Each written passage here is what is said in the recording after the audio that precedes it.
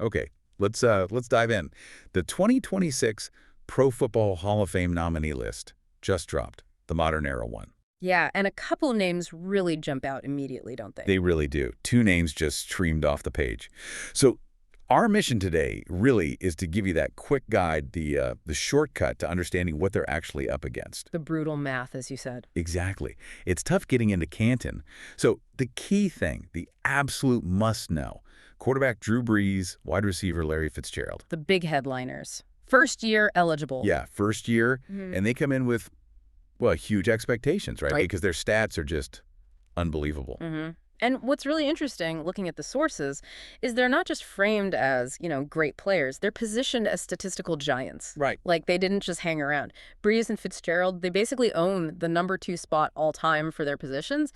That sets a crazy high bar for getting in right away. Before we hit those numbers, though, let's just quickly clarify something for you listening. What's modern era nominee mean? Good point. It's pretty simple, actually. It just means a player who's been retired for at least 5 full seasons. Okay. So Brees and Fitzgerald, they both retired after the 2020 season. That's why they're eligible now for the 2026 class. Got it. 5 years out. Makes sense.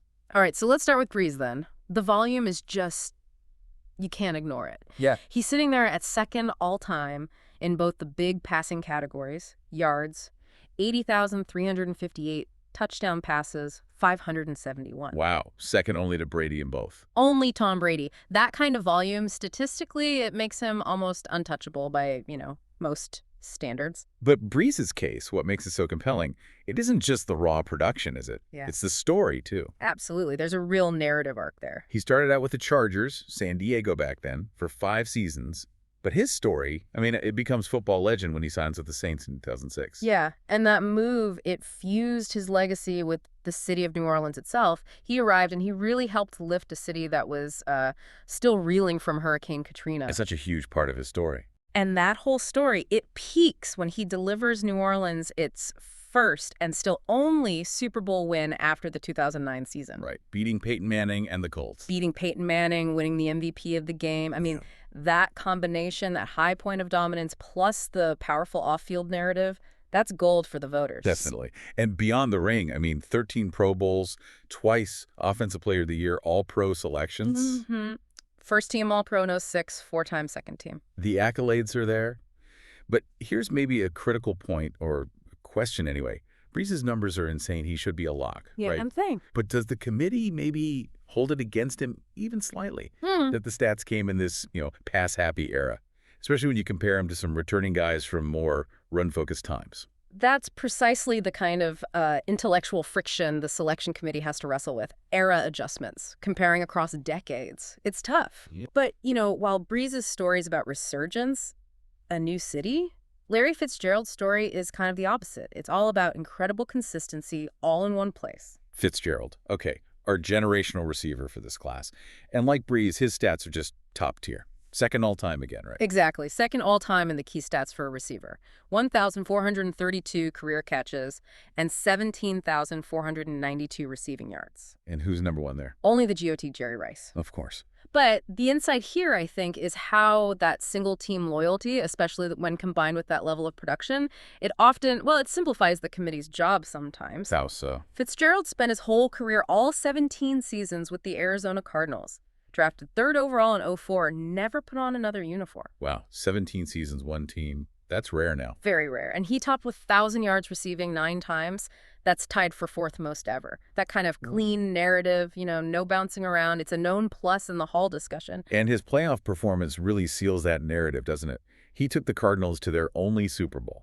After the 2008 season, yeah. And he wasn't just there. He was, superhuman that postseason. Oh, absolutely. He set single-season playoff records that still stand. 546 receiving yards, 7 touchdown catches, and 1 playoff run. 7 TDs in the playoffs. 7. That whole run was just a moment of football immortality. It's the kind of statistical peak performance voters remember much more clearly than just, another Pro Bowl nod. Yeah. That makes sense. And even though they lost that Super Bowl, that go-ahead 64-yard touchdown he scored late, yeah, that's an iconic play, something voters can really point to. Exactly. A defining moment. Okay, so we've got Brees and Fitzgerald. Yeah. 2 players with, arguably, The strongest statistical cases we've seen enter the pool since maybe Peyton Manning. Easily. But they're walking into a major traffic jam. This isn't just about them. They're part of this huge initial list of 128 modern-era nominees. Right. And that's where the sheer depth of this 2026 class, it just creates immediate problems, not just for Brees and Fitz, but for, well, everyone. Let's map out the immediate competition first. Besides those two, there are 11 other players eligible for the very first time. A strong group in its own right. You've got quarterbacks, Phillip Rivers and Alex Smith, tight ends Greg Olsen and Jason Witten. Two very productive tight ends there. Yep. Then running backs, Frank Gore and LaShawn McCoy. Offensive linemen David DeCastro and Marcus Pouncey. Pouncey, longtime Steelers center. Defensive lineman Geno Atkins and Jarrell Casey. And linebacker Thomas Davis. So a dozen first-year guys in total, including Brees and Fitz. But the real bottleneck, the real logjam, it comes from the players who are just as deserving, arguably, but have been waiting, sometimes for years. And this is crucial. 4 players are already guaranteed spots among the final 15. They basically skip the early cuts. Okay, explain that. Why are they guaranteed spots in the final 15? Because they made it all the way to the final 7 candidates in the voting for the 2025 class last year. They got presented to the full committee, debated, judged worthy, but they just missed getting that 80% vote needed for induction. They were that close. So the process gives them a pass directly back to the finals the next year. Right. So who are those 4? That's offensive tackle Willie Anderson, receiver Torrey Holt, linebacker Luke Kuechly, and kicker Adam Vinatieri. Okay, so Kuechly and Vinatieri, relatively recent retirees, but Anderson and Holt have been waiting a while. Exactly, which highlights the wait some guys endure. So hold on. If there are 15 modern-era finalists spots, and 4 are already taken by Anderson, Holt, Kuechly, and Vinatieri, then Brees and Fitzgerald aren't competing for 15 spots. They and everyone else are really competing for only 11 remaining slots in that final group. That's exactly right. The field shrinks immediately for that final vote. And the sources also list 8 other guys who were finalists last year but didn't make the top 7 cut. They're back in the mix too, waiting. Wow. And who's on that list? Any big names? Oh, yeah. Eli Manning, Fred Taylor, Steve Smith Sr., Reggie Wayne, Jari Evans, Marshall Yanda, Terrell Suggs, Darren Woodson. Okay, that's a murderer's row of talent. Eli, Wayne, Suggs, Yanda. All arguably Hall of Famers already in many people's eyes. It just shows how incredibly tough this field is to navigate. Even for guys like Brees and Fitzgerald with their monster stats, it's not automatic. #tag33, decoding the Hall of Fame selection process. Okay, so 128 nominees initially, 4 guys already locked into the final 15, a bunch of other returning finalists creating a backlog. You really need to understand the process, the steps, to see how brutal this is. Yeah, the elimination process, this multi-step screening, it's designed to be ruthless. Like a giant funnel, right? Exactly. A massive funnel forcing intense comparison at each stage. It has to be, with so many qualified people. So walk us through it. We start with 128 modern-era guys. What's step 1? Okay, step 1 happens around October. A screening committee cuts that list from 128 down to 50 semifinalists. Okay, more than halved already. Yep. Then, step 2, the main selection committee gets involved. They take those 50 and cut them down to 25 semifinalists, usually announced in November. 25. Getting tighter. And then step 3, that same committee makes the final cut, reducing the list from 25 down to the 15 modern-era finalists. That list is typically revealed in early January.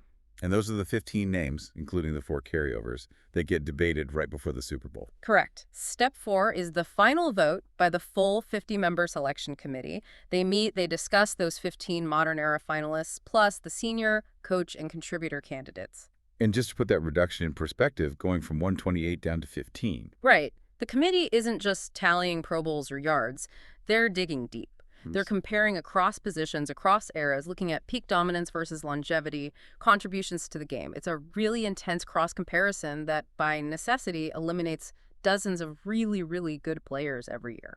And we should also remind everyone, those 15 modern-era finalists, they aren't the only people who make up the final Hall of Fame class. That's a key point. The total class of 2026 will be built from those 15 modern-era finalists, yes, but also 3 finalists from the seniors pool, 1 coach finalist, and 1 contributor finalist. So a potentially larger group goes into that final meeting. Right. And from that entire combined group, the rules say that between 4 and 8 new members can be elected in any given year. Not everyone who makes it to the final vote gets in. Between 4 and 8 total inductees. And this next detail feels really critical, especially for guys like Brees and Fitzgerald, who everyone assumes are first ballot locks. It absolutely is. The 2025 class, the one just inducted, it was the smallest class in 20 years. Only 4 total inductees. 4? 4 total. That signals that the committee, right now, is applying incredibly high scrutiny. They're keeping the bar extremely high. So if they stick to that kind of small class size, what does that mean for Brees and Fitz? It means the pressure ramps up dramatically. Even if everyone agrees they are first ballot guys, if the committee is determined to keep the class small, say only 4 or 5, getting those 2 in might force them to make even tougher calls on other deserving candidates, potentially delaying guys like Anderson or Holt or Wayne again. It creates this ripple effect down the ballot. Just because you're deserving doesn't mean there's room that year. Exactly. The assumed shoo-ins might squeeze out other legends purely because of an unspoken class size limit. #outro.